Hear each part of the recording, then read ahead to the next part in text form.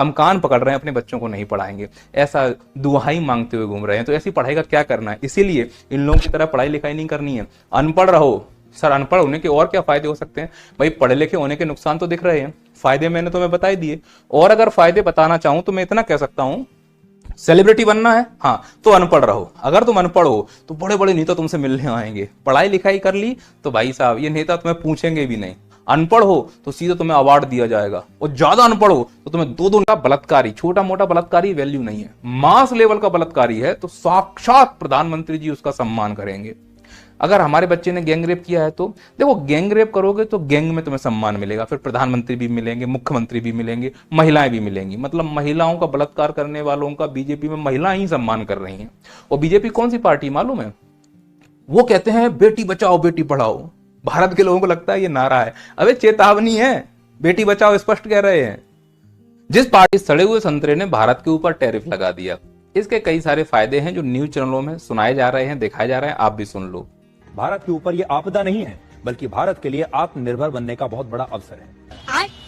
आज हम आपको बताएंगे कि कैसे टैरिफ की ये चुनौती आत्मनिर्भर भारत और मेक इन इंडिया के लिए एक वरदान साबित हो सकती है। वक्त की मांग है कि हमारी सरकार रिफॉर्म करे। इससे ये होगा कि कारोबार में अमेरिकी निर्भरता कम होगी। अमेरिका ही नहीं, भविष्य में कोई भी देश हमें आंख नहीं दिखा पाएगा। तो आपने सुन ही लिया कि कितने फायदे हैं टैरिफ।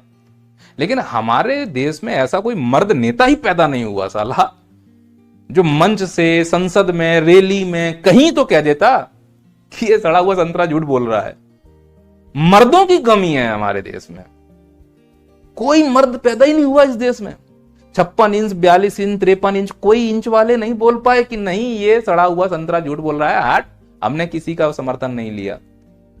तो कुछ बोलेंगे नहीं ये कूटनीति है, नाम नहीं लिया जाता। तो इसके लिए अपने मांगों के लिए खड़े हुए हैं, और जायज मांगों के लिए। संसद में समोसे पे चर्चा हो रही है, संसद में नेता लोग मुंह बा रहे हैं, सो रहे हैं। संसद चल रही तो प्रधानमंत्री जी विदेश घूम रहे हैं। भैया हम लोगों का पैसा है संसद में डिस्कस करने के लिए है, आप पहले डिस्कस कर लो, फिर जहां भी दौरे पे जाना है वहां जाइए।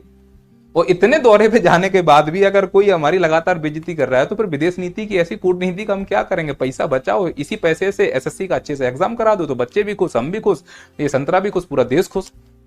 अभी बच्चे भी दुखी हैं, अंदर देश के लिए क्या करना चाहते हैं। इसीलिए देश तो सबका है ना, थोड़ा सा धर्म जाति के ऊपर अगर देखोगे तो तुम्हें समझ में आएगा कि कितने रायते हैं। तो ये 3 फायदे थे जो मैं पिछले वीडियोज में आप लोगों से शेयर नहीं कर पाया। इसीलिए फिर से निवेदन करता हूं कि आप लोग अगर इस अमृत काल में आगे बढ़ना चाहते हैं तो पहले अनपढ़ बनिए, दूसरा कोशिश कीजिए बलात्कारी बने, तीसरा नामर्द बनिए। 3 फायदे जो दुनिया भर में आपको मिलने हैं वो मिलेंगे। इसीलिए भारत के लोगों को अनपढ़ बनाना है। जय भारत माता।